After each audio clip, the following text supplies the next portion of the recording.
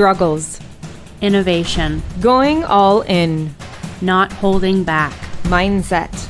Being a leader. Paving their own way. Putting the real in real estate. Listing legacies. Selling luxury. You have The Vault. Unlocking conversations in real estate today. We are live with The Vault. I'm Jess, and this is my co-host, Alexa Miller. Alexa, who do we have the privilege of interviewing today? I'm very excited to welcome Lianne Timbers-Sharp. She's a member of our team. Lianne is an experienced real estate agent, occupational therapist, triathlete, and outdoor enthusiast, originally from the Niagara region. She now spends her time exploring the Bruce Peninsula with her family and selling the Lake Huron lifestyle. So welcome, Lianne. Welcome. Thank you. Awesome. Thanks so much for coming on. Tell us a little bit about yourself. So as Alexa was saying, I'm originally from Niagara and have spent the majority of my life in a small town called Grimsby. I've been an occupational therapist for almost 30 years and was doing home care in the Hamilton area for just over 20 years until I decided that I needed to make a bit of a shift in my life and got into real estate. I have 2 adult children and 2 adult stepchildren and 2 step grandbabies and a 3rd step grandbaby on the way. Aw, congrats. So lots of good family time. And I love to do outdoor activities. I love hiking. I've been a triathlete for a long time and come from a fitness background. I also have experience in Pilates and as a fitness instructor, and do a lot of health and wellness coaching and training and that sort of thing. And still practice occupational therapy part-time on a consulting basis, and have had the luxury of being able to do that now up on the Bruce too. So yeah, I've been up here for on and off for 4 years. We bought a property and did a build and decided that I needed to move my life up here full-time so I can enjoy the lifestyle all the time. Yeah, Very it's a nice. nice lifestyle. So are you still traveling back and forth now a little bit? I am. So we just sold a house that we had in Smithville and purchased a small condo in Stony Creek so that we would still have a home base back there. My husband still works pretty much full time in the area, so we still are there, and we have family, our parents and children are all kind of down there. So I am back and forth a bit and still doing some real estate down that way. Oh, good. Yeah. You're busy. Yeah. How has that been, doing business in 2 different areas? Yeah. It can be challenging at times. I have a couple of great colleagues who help me out down there, and a great team up here that help too. So that does eliminate some of the travel. And I have a good clientele base down there who kind of understand and get it.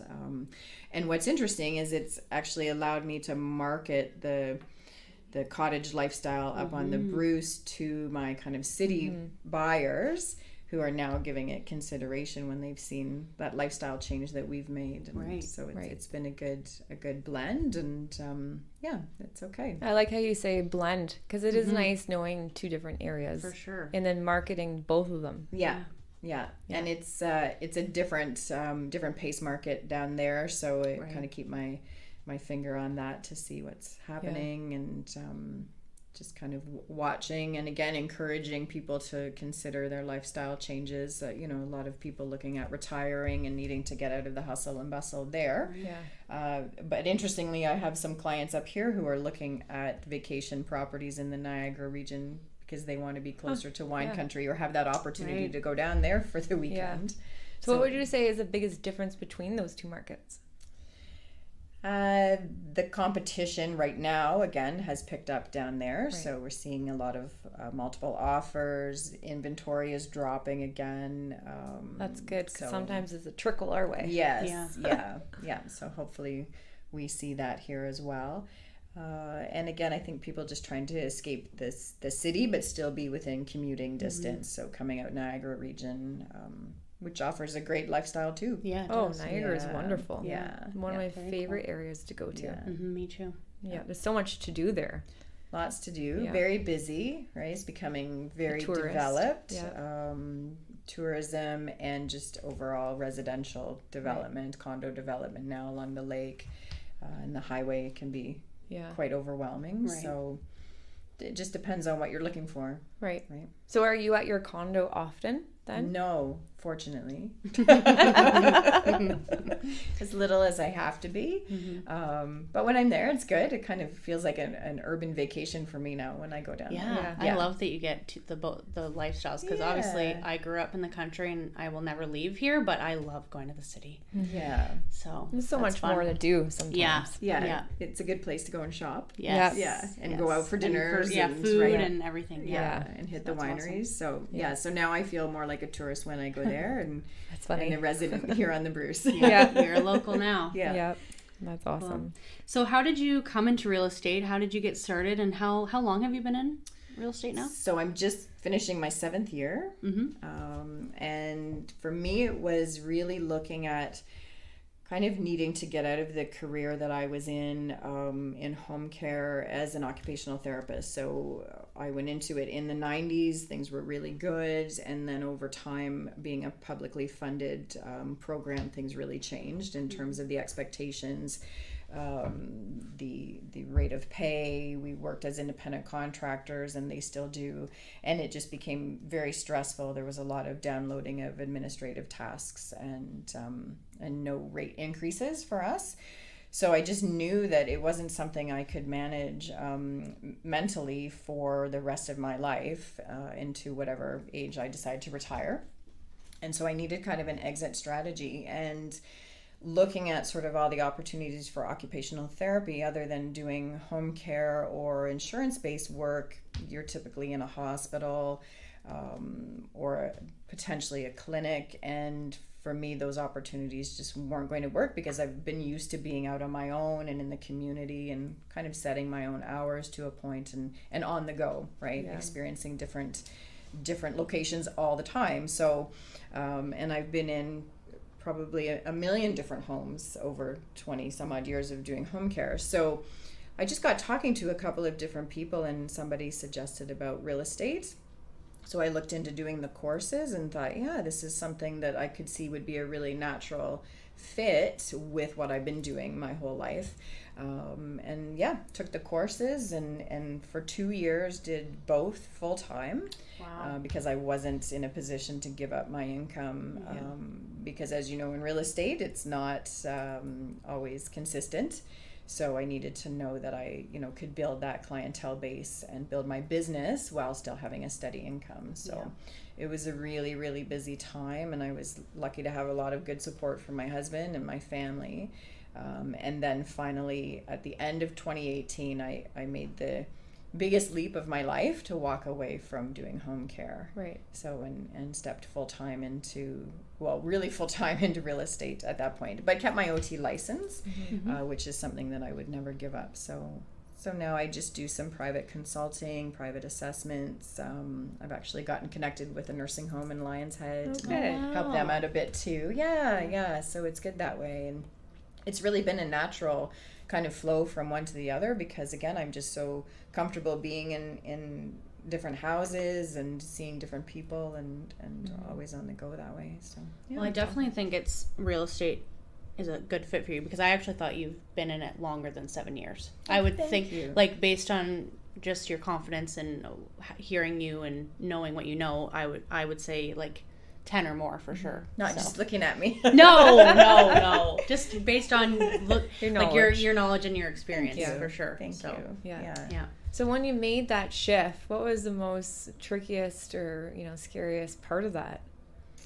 When I made the decision to quit home care, it was giving up that consistent paycheck. Right. Yeah. Which wasn't, I wasn't an employee, so it wasn't like I was getting a salary. I still had to make the visits in home care, but I knew that, I could easily do what I needed to do in that job. Yeah. In real estate, you're relying on doing all of the lead generation and the marketing and building your base. And then, working with your sphere of influence, but also hoping that they're going to work with you, because that's one of the things I really learned, is that there is not necessarily that commitment from the other side and that loyalty. Right. And that's a big thing. We've all gone through it. Yes. It's a huge learning curve that way, right? So because you say to yourself, well, I've known this person for so long, or this person's a family member, and I don't understand why they wouldn't put their trust in me for this huge thing. And yet certain people just choose to not do that. So. And it's hard at first to swallow that pill. It really was really for me is. anyway. It still is to this day, but you just move on. But for sure.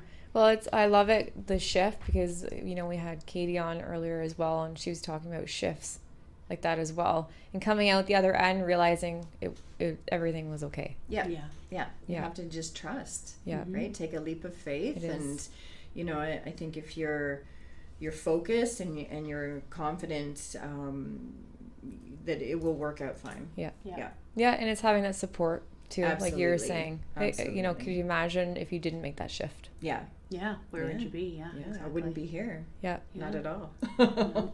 That's awesome. So tell us, what is your biggest success in your real estate career?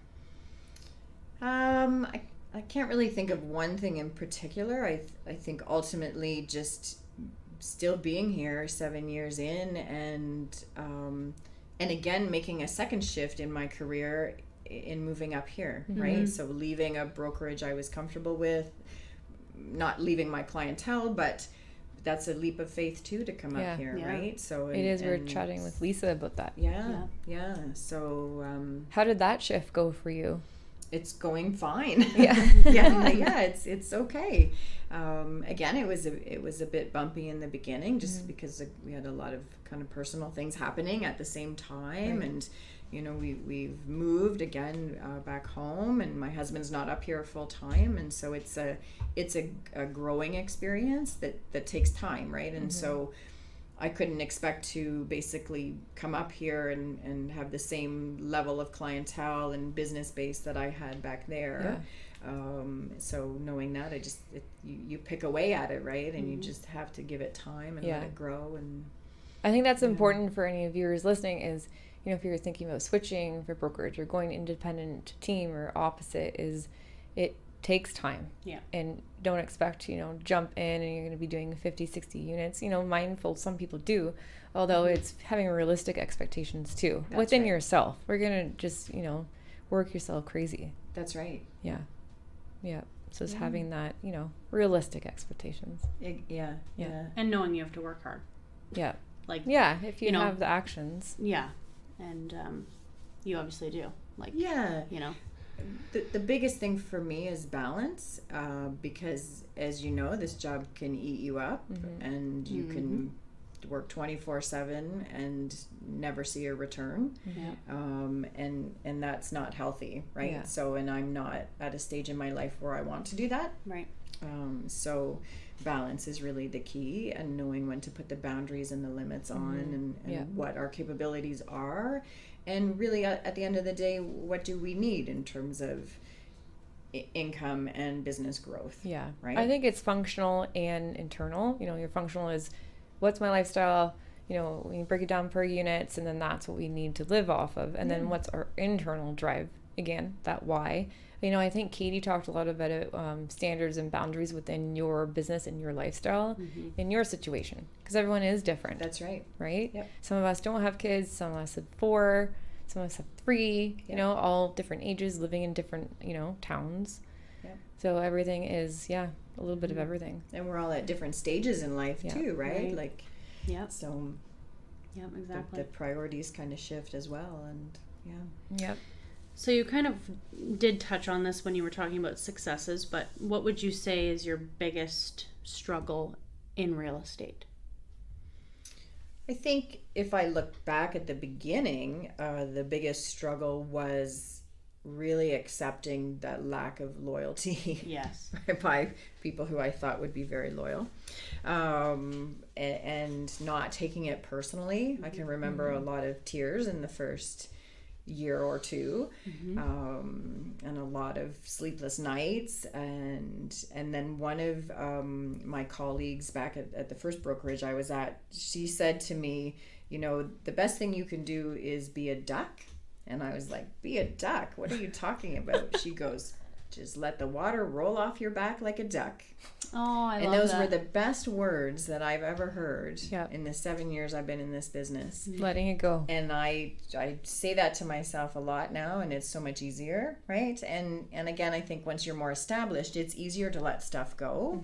From the financial perspective. You don't need it as much, right? And you know that there's another client or another deal or whatever around the corner. But in the beginning, that is really, really...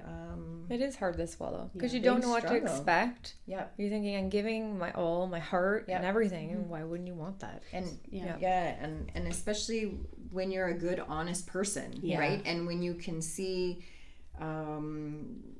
others perhaps in the profession who maybe aren't quite that way, and you question why people are making choices the way they are, when you know that you're going to do the best job you can for that person, and that perhaps the decision they've made isn't going to get them that same return, right? So I agree. I think it's a really good point too, because I know Alexa and Adam went down to this one training. Adam brought home one of his takeaways was those people will always have cheerleaders, and whether or not we agree with it, they will always have that sometimes, and it is hard to swallow. Right. Being in this business, it is cutthroat sometimes. Absolutely. So and at the beginning it's hard because you're just starting out, and I can't speak for everyone, but I know that when my family or friends start endeavors, I'm their number one cheerleader. I'm supporting them. So when they don't reciprocate that, it's hard. It's very hard. Now that I'm 4 years in, I don't give a crap. If you don't want to use me, that's fine. Exactly. I don't care. Absolutely. You will one day. You'll want me, and I'll probably be too busy to deal with you. Sorry. Or when your house doesn't sell with the other agent you chose, and then you're knocking on my door. Exactly. That always feels good. And it's funny because every time I see someone who doesn't use me, whether it's a family or a friend or whoever, they're always asking me about real estate. They're asking my opinion, what about their deal or whatever. Well, I can't talk to you. Sorry. Yeah. So they want your opinion, but for whatever reason, and it could be that they have someone in their corner that they had before you even started, and you have to think about that too. But it's still hard. Yep. So it's hard. And I think it's having that confidence inside and not worrying about it, being the duck. Letting go of just let it all roll. Or what does Terri say? Go sell real estate. That's right. Just Go sell real estate. That's right. We all have to get like a duck tattoo. We should. Let it roll. The KW duck. That's awesome. And always a fun question. What would you tell your past self just starting in real estate? I thought about this actually last night, and I thought, would I tell my past self to not do it? We've all been there. Part of me might. Part of me always thought that I wish I had done this a lot sooner. Right? I hear that a lot too, actually. You do. Yeah, but then I really think that, what, had I have done it sooner, I wouldn't have had the same experiences in my own buying and selling of real estate, and my own, occupational therapy career and personal growth and all of that. So I think really, again, just to understand the work involved and setting the boundaries. One of the things I really never wrapped my head around was the level of marketing that is required. I feel like we all need to have a PhD in marketing to be real estate agents. To keep up with everything. I know. So I might have told myself that.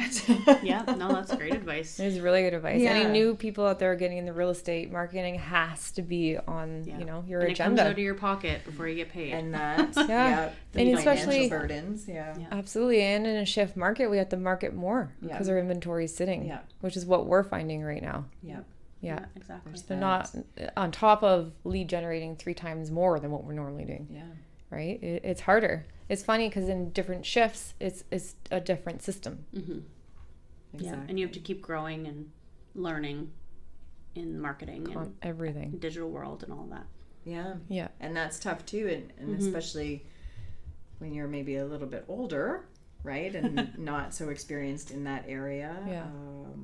to kind of dive into all the social media, or if you're not a big fan of it, which in my life I'm not, right? I only have the channels because I have to, right? So I think we do need to be out there in some aspect, and I think you're doing great at what you're doing. Thank you. You have. Trying the videos. Yeah. Well, you're very good on your gosh, videos. very natural. Your listing videos, you rock them. Yeah. Have you seen it? Yep. Yeah, I have. I think they're great. I haven't. Oh. Do you have any future goals in real estate?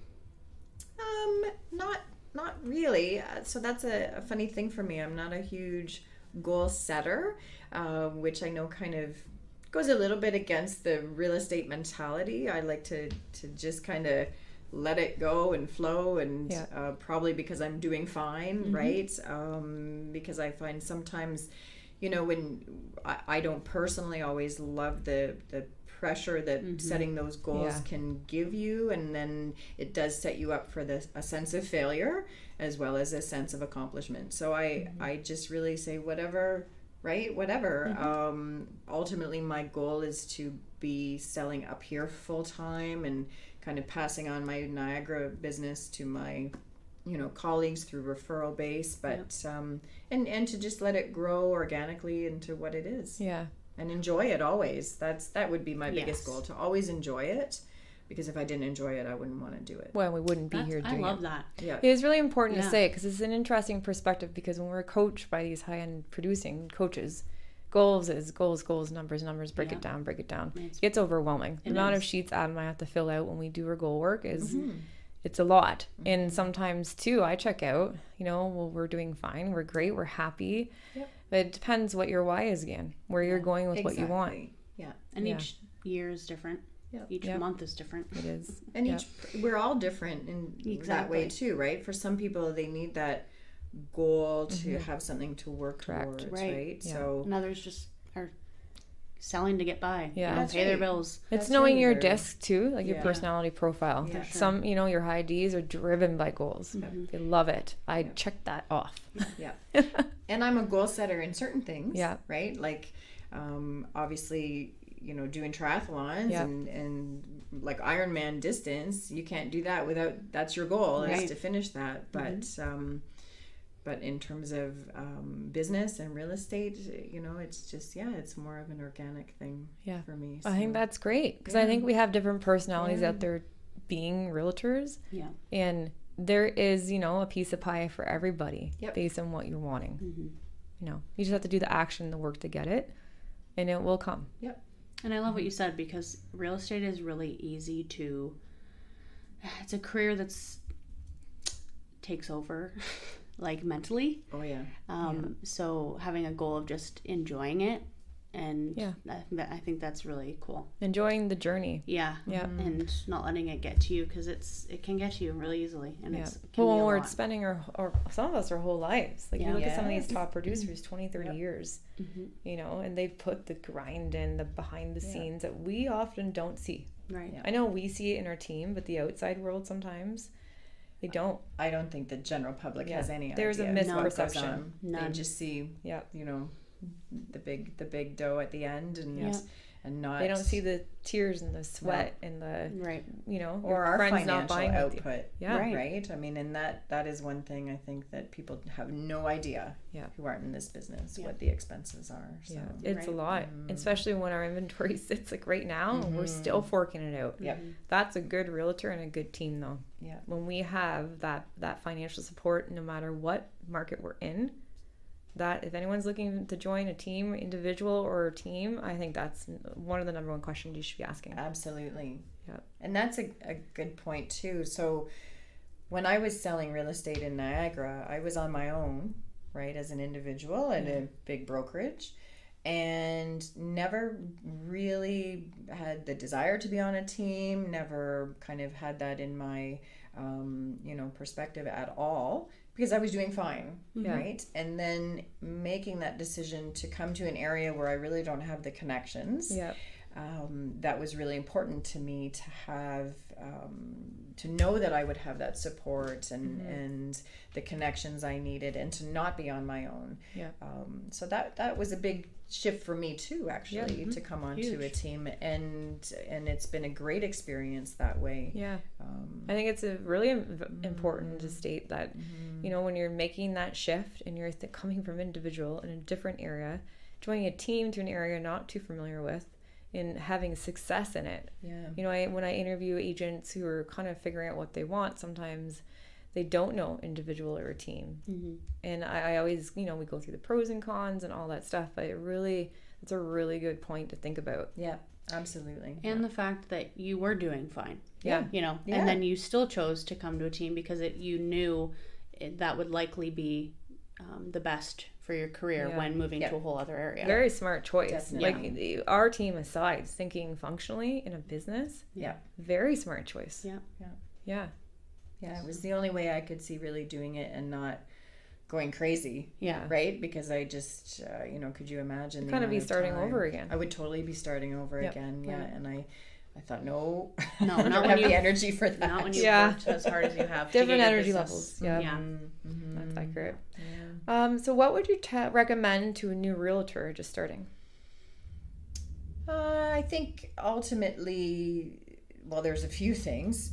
First of all, you have to understand the financial commitments that you're making, right? It's not just about making money, that you have to spend some. You got to spend a lot to really make it work. And sure, most brokerages, you know, pull you in and help you out the first year, but unless you're on a team, you're on your own after that. And so there's that component. I think understanding the time commitments, and, you know, especially if you're a younger agent or you have young children, and guess what? You've got to deal with offers on a listing, and it's Saturday, and you were supposed to be at, you know, your best friend's pool party, or the Super Bowl party, right? I can't tell you the number of deals I've done on Super Bowl Sunday.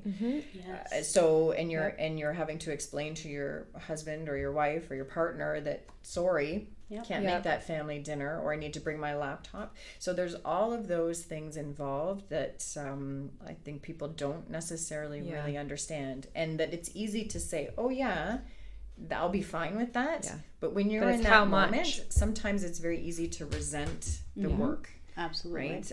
Or it's a beautiful Sunday, and guess what? Now you're doing an open house. And it's fun in the beginning, but when you're there and 2 people come through, or no one, because that does happen. So there's a lot of ups and downs. I think it's a huge roller coaster, mentally and emotionally, and financially. So you have to be prepared and make sure you have the supports behind you. And probably for a lot of people, joining a team is not a bad idea. In the beginning, I think so. Well, it's the team, for some teams, takes on that financial aspect for you. And teaches you while you learn. And just the support, right?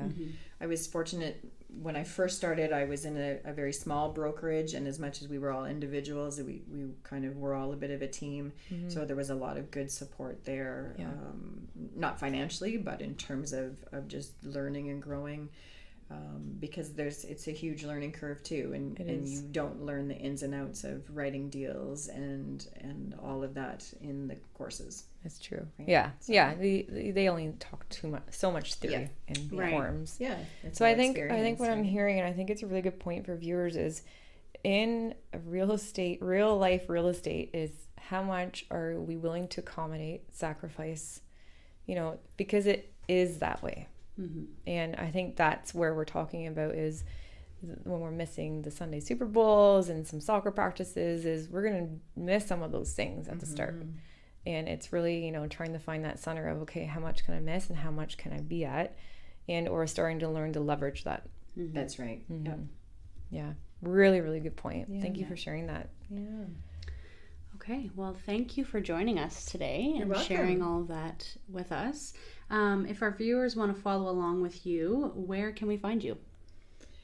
Well, you can call me. Perfect. I am on Facebook. And I have a website, liannesharp.ca. Perfect. But yeah, Awesome. Well, thanks so much Terri for coming Hastings, on. right? There you go. Yeah. So. Yeah. Perfect. Well, thank you for joining us. We appreciate it. Thanks so much. Thank you. Thanks for having me. It was great.